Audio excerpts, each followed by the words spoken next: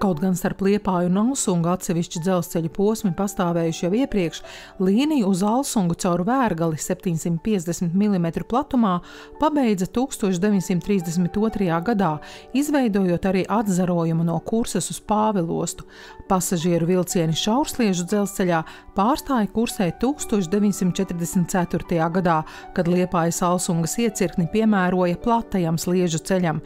Pa to pasažieru vilcienu satiksme atsākās pēc Otrā pasaules kara, bet tika slēgta 1996. gadā. Mēs piestāsim 3 stacijās – Vērgalē, Plocē un Pāvilostā.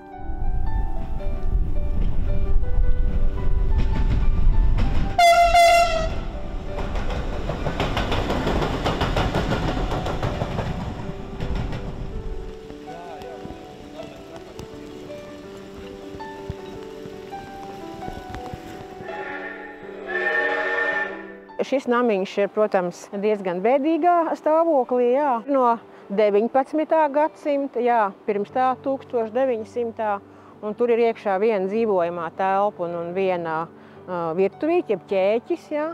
Un šajā namiņā mans vecvectēvs dzīvoja ar savu sievu un 2 meitām. Un tad, kad pieteicās 3. meita, tad viņš vienkārši saprata, ka namiņš ir par mazu. Jo, cik es no mammas stāstiem lasu, tad tur kaut kur vēl ir bijusi vieta kaut kādām stellēm, iespējams ne lielajām, bet kādām mazākām. Kad namiņš kļuva par mazu, tad viņš iznomāja šeit šo gabalu, nomāja no sava sievas tēva un izdomāja, ka jāceļ ir mūra nams. Šis nams kļuva par 3. ēku, ko Pāvilostā izmantoja šaursliežu dzelzceļa stacijas vajadzībām, un šobrīd tā ir vienīgā, kas saglabājusies teju tāda pati kā pirms 100 gadiem, kad privāta mājas 2 istabas tika atvēlētas uzgaidāmajai telpai un kasei. Šobrīd namā saimnieko ēkas būvētāja, zvejnieka Kārļa Pāvilsona mazmazmeita Dina. Tā ir dzimtas bībele, mammas iemargota no 1877.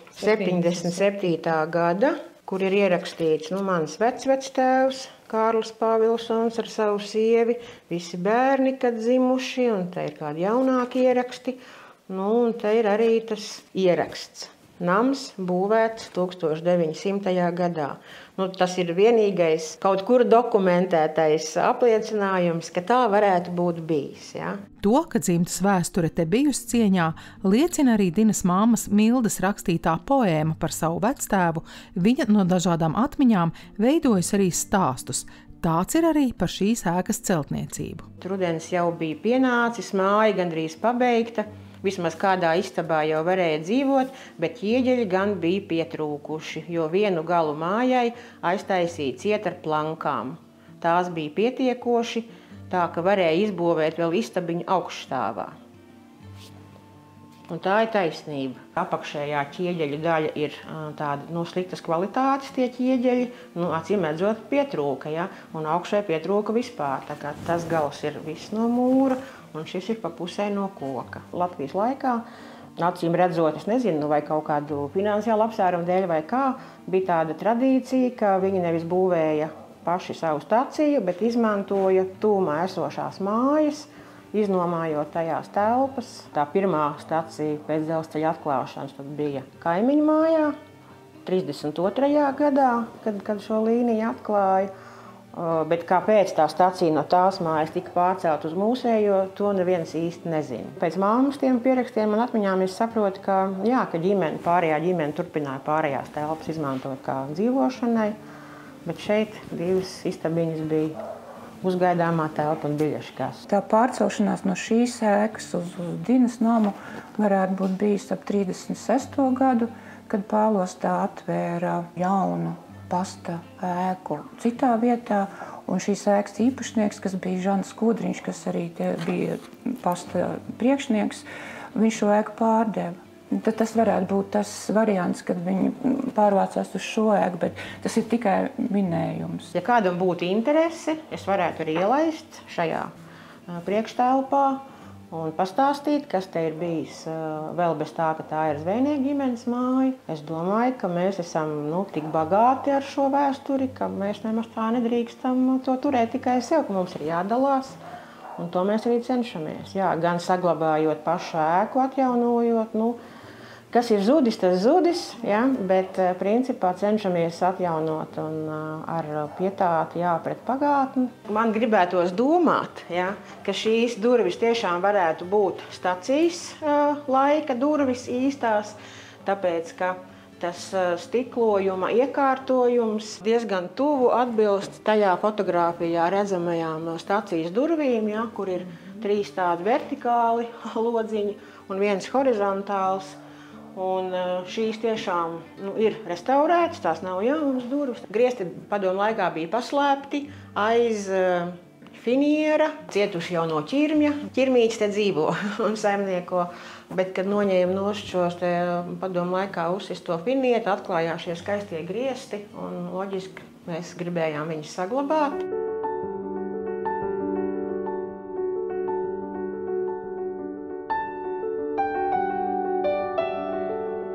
Liepājas Alsungas dzelzceļa līnijas vēsture ir diezgan sarežģīta un faktiski ļoti fragmentāra, vismaz sākumā, jo mēs te runājam par vairākiem dzelzceļiem. Runa ir par Liepājas Ziemupes dzelzceļu, kas 1913. gadā tika uzbūvēts akmeņu pieviešanai Liepājas ostas būvniecības vajadzībām. Tur bija arī karos, bet tur vēl viens dzelzceļš, bet tur tieši uz Ziemupi bija tirdzniecības ostai.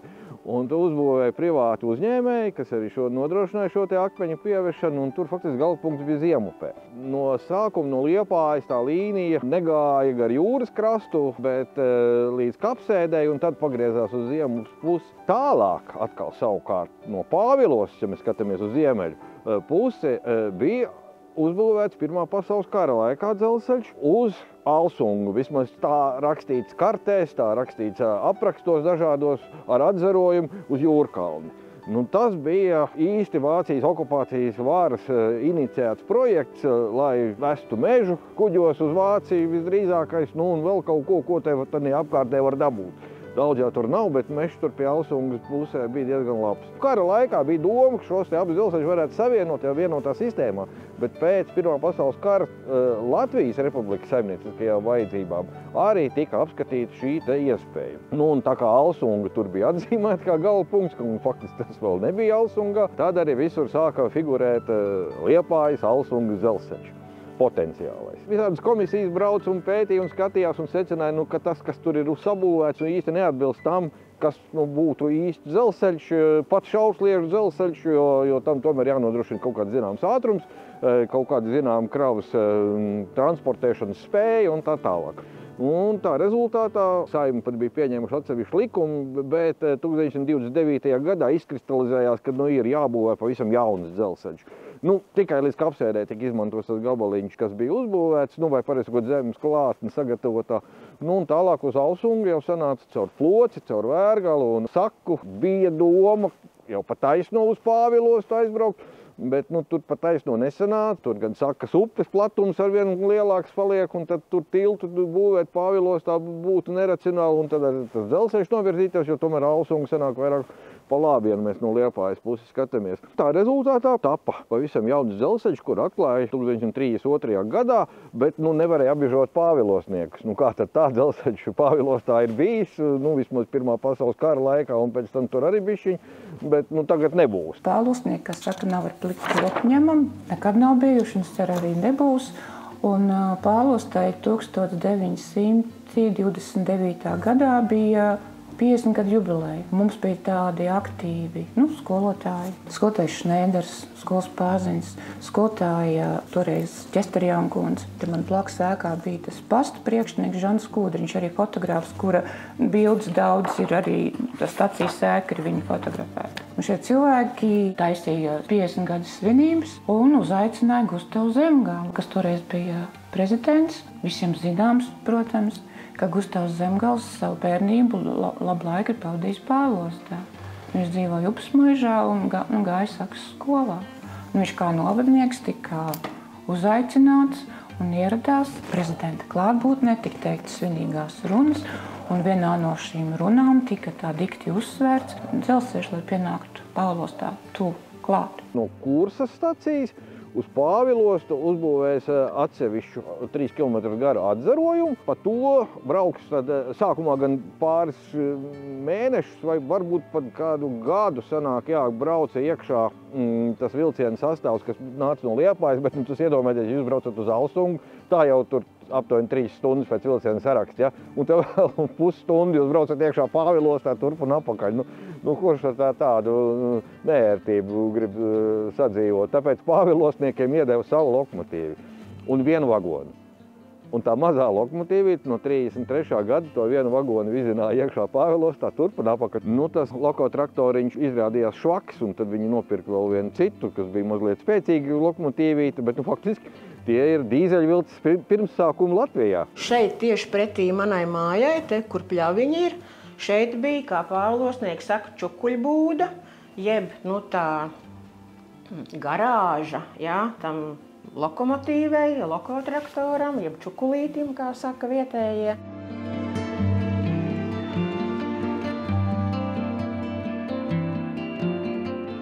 Kā jūs nokļuvāt te dzīvot uz šejieni? Mēs dzīvojam apsēdē, un tur sanāca sieva, un tad mums te iedeva dzīvokli. Jūs arī esat kā puika braucis uz šejieni? Jā, līdz šejienei, un tad no šejienes ar kājām uz Ziemupi Olpakciem. Te es kāpu ārā, un vakarā, kad vilciens gāja apakaļ, nepateiks, cik bija tie pulksteņi 4 pāros, neatceros tik smalki. Te es saku, kāp, un tad brauc Mežāņu stacija kādreiz tāda tur bija, bet tā vairs, man liekas, ka nav. Tur jums nav ko braukt. Pašģiet vilciens apstājās uz tām sliedēm. Tad te gāja pāri, iekāp, un tad brauc. Un te bija cits sliedes, viņš diezgan tālu prom gāja. Te jau viss jau sen noārdīts ir, bet pašģiet vilciens tur apstājās. Kombikorms kaut ko zemē, te brauc pakaļ. Koks te veda 60 gados. Tik man tā stāstīja, ka te viņi krāmēja, viņas pēc tās lielās ētas. Te viņas salādēja, te ved uz Liepāju. Žēl, ka tas vilciens nav. Kādreiz braucu biļeti pirkām vilcienā. Vienīgi te tu varēja iet pagaidīt pa ziemu vai kas, te bija tā uzgaņa telpa. Viņi bija apsildām, tur ir krāsna iekšāji. Te nāca pasildīties. Pavasar tā. Tagad viss aizaudz, dzelzceļš noārdīts. Redz, un te ir bijis arī kaut kāds uzraksts šeit. Tā varētu padomāt, un te izskatās pēc lodziņa. Un kas cits te var būt? Jo te redz arī uzraksts ir bijis, redz, šeit. Kaut kāds tur ir bijis. Ko atsevišķi elektīvi, viss te bija šite noteikti, cik es te saprotu. Te redz gaismiņas viss. Krāsni, te viss jau teik bija apkurināts. Es te iekšā, kad es te braukai, neesmu bijis. Atsevišķi skurstenis, atsevišķi krāsni ir. Un tur kaut kas tā kā tādi zvani, kas tur ir bijuši kaut kas. Tie arī pasauli vienu vecumi, tādi viņi tur ir. Tas viss ir vēl no tiem laikiem. Viss no tiem laikiem. Viss brūk. Jā. 4 dzīvokļi te bija. 4 dzīvokļi te bija. Šitas viss šis vēl ir, kā viņi celt. Te vēl ir bīstama zona saglabājusies, tikai darbiniekiem uzrakst. Tas pielīdz, tur ir bērniem, tur es augšā neesmu. Tur es nekāpu augšā. Jo, bet kas tā šitas par stikla? 1,5 milimetru. Tagad ir tāds nekur vairs neviens neliek. Viņš tagad bišķi biezāk pa papīri. Iekšā dzīvokļi jau tādi paši, tik pērlīgi viņi. Un tā ir laikos tādas lika. Ka jā, viss šitās te trepes. Pa Vērgalas staciju, es zinu, ka 60. gados te bija vienīgā satiksme ar Liepāju. Vērgalnieki brauc uz Liepāju, bet kāpēc? Tāpēc, ka Vērgali ir ar mālaini ceļi, ja? Un, piemēram, teiksim, rudens laikā un arī pavasaros, tad ir tie slapjumi, lietus, tie slapdaņķi, ja? Mēs te esam pie jūra. Tas klimats mums tāds no vienas puses it kā maigs, bet tad tajā pašā laikā arī ļoti vējains. Ar autobusu nevarēja tos ceļus izbraukt. Un tajos 60. gados man te bija skolas saimniecīte Ilze Dunkere. Viņa te daudz man stāstīja arī kādreiz par šito te dzelzceļu. Un tad dzelzceļš bija vienīgā saikne ar Liepāju, jo autobusi vispār negāja, kādi bija tie autobusi. Tur bija vienkārši smagā mašīna, virsū brezenta tāda es teikšu, būda, jā, tā kā tā saka. Nu, tādu brauc, vai ne? Bet viņi nevarēja arī izbraukt pa tiem ceļiem. Nu, un tad nāca kājām te uz staciju, un tad no stacijas brauc uz Liepāju.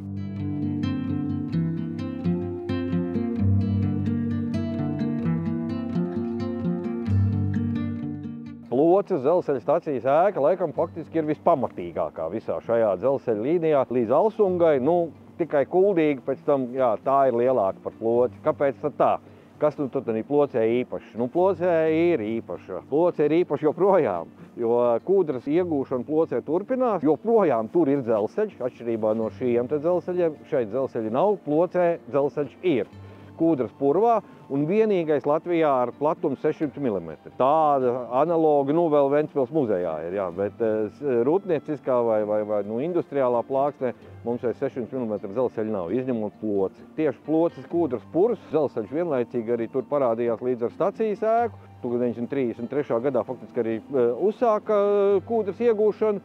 Tas jau bija tā nopietna krava. Vēl Plocē bija arī izoplašu rūpnīca. Tas viss Plocē tika ražots un, protams, tas pa dzelzceļu arī tika transportēts, tāpēc arī tur tā stacija. Nu, protams, kūdras fabrikā strādā daudz cilvēku.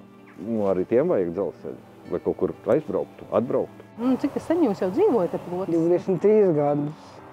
Bet jūs esat strādājis arī uz dzelzceļa saistībā? Nē, mēs tik atnācām, kad te palika dzīvokļi brīvi, tad mums piešķīra. Dzīvē tā nē. Un kas tad te ir vēl no senās stacijas jums saglabājas? Nekas vairs tā nav. Viss tur ir izņemts ārā, viss, nu, te dzīvokļi vien, bet tie jau arī briesmīgi apstākļi. Remonti jau vajag jau. Visās telpās vajag remonti jau vajag. Man ir silts, piemēram, es nesūdzos par siltumu. Māsai gan ir grūti, viņa ir augsts, viņa telpas ir liels, viņa viena pati. Viņa, jā. Jā, mēs jau teikt, ka ģimenī tā rādi. Nu, man meita, dēls dzīvo, māsa un es. Bet ēka pati jau ir skaista tā stacija. Nu, ir, bet jumtu vajag, tek ūdens vairākās vietās. Jā, nu, kam te mēs vien pagājuši gadu uzrakstījām iesniegumu Vitai, mēs visu parakstījām, Vita paņēma to. Viņa teica, nu, pa maz nauda redzi, mēs jau nemaksājām tādas, pa dzīvokļiem, mēs jau lētu maksājām. Un pietrūkst naudiņu.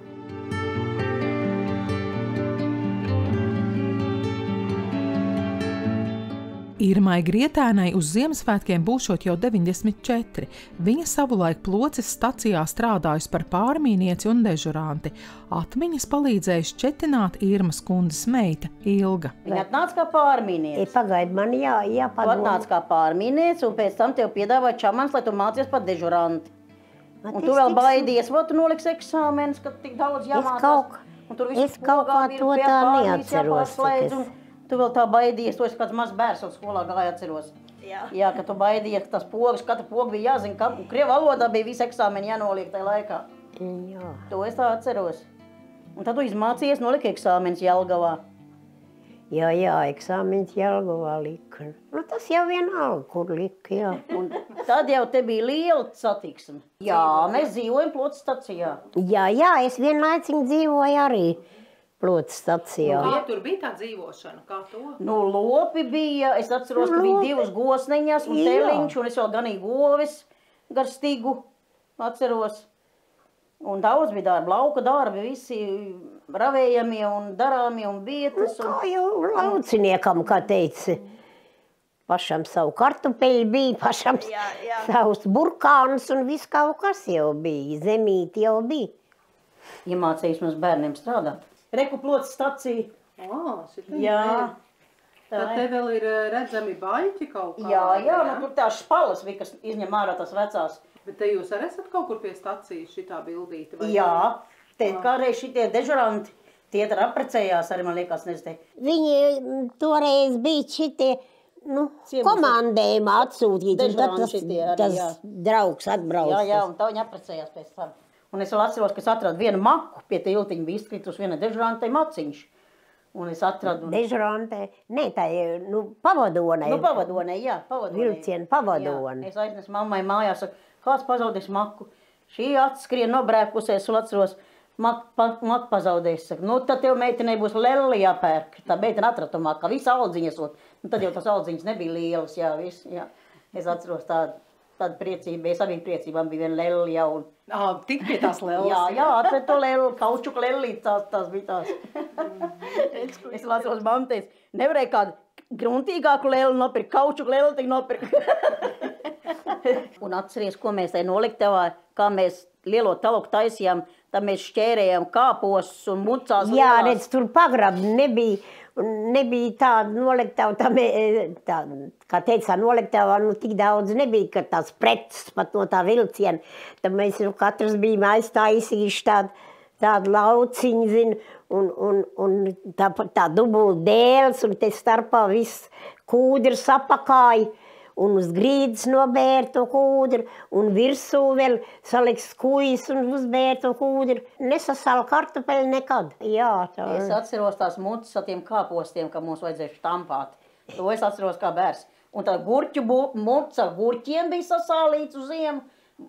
Mucas lielā muca kāpostiem mums tās bunduls tāds liels bija, tā vajadzēja to štampāt, tā es atceros. Daudz bērnu nebija, te vairāk puišļi bija. Man iznāca tā kā puišļim būt. Vairāk futeni spēlējām svētā. Un tur bija tādi 4 bērns. Vienā pusē 2 bērns, tā liels, no ritīgi vārti. Un otrā pusē. Un tā mēs gaiņājām. Es vēl atceros, ka man vēl uz salidojumu man čamanis aizmukrēt, saka, tūlīt būs bumba vārtos. Es teicu, neuzspēsi.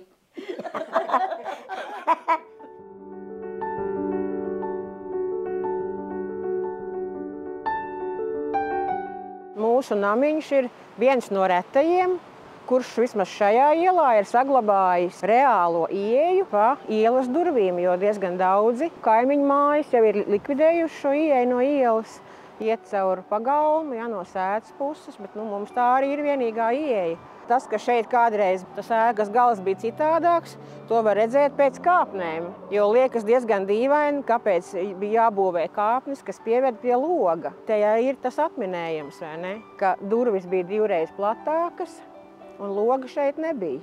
Fasādē vēl ir daudz ko darīt, protams, jā, vēl nav viss salabots, kas jālabo, bet slēģi šovasar atjaunojām paši ar mana krustdēla palīdzību, kurš ir koka lietu speciālists, un mēs arī paši iesaistījāmies un slēģis restaurējām šovasar. Vēl ir jārestaurē logi. Šie dakstiņi nav klasiskie tie liektie māla kārniņi, ja. Viņi ir citādāki, tādi plakani, betona dakstiņi, pelēcīgā krāsā. To, ka šie dakstiņi ir tieši dzelzceļa ēkām raksturīgi, to es uzzināju no kuldīgas arhitekta Aldu Orniņa, kurš man izskaidroja, kāpēc manai mājai dakstiņi ir kaut kā citādāk nekā vairumam. Un pēc tam mēs tiešām pārliecinājāmies, jā, ka Latvijas dzelzceļa ēkām šur tur vēl ir saglabājušies tieši šie te plakanie betona dakstiņi, kāpēc nomainīja pret šiem te citiem dakstiņiem samērā drīz pēc ēkas uzcelšanas. To atkal mēs nezinām, kāpēc tā, bet te ir redzams senajās fotogrāfijās ir māla dakstiņi, un kaut kādā periodā viņi ir pārtapuši par betona dakstiņiem, un tas jumts ir nomainīts. Tas namiņš izskatās apmēram tāds pats kā pirms 100 gadiem, kad šeit bija dzelzceļa stacija. Cenšamies to saglabāt. Lai izdodas. Paldies! Nākamajā raidījumā dosimies no Alsungas uz Kuldīgu. Uzzināsim, kāpēc Alsungā ir 2 dzelzceļa stacijas, kādas cilvēku atmiņas saistās ar Ēdoles staciju un kādas pārmaiņas gaidāmas Kuldīgā.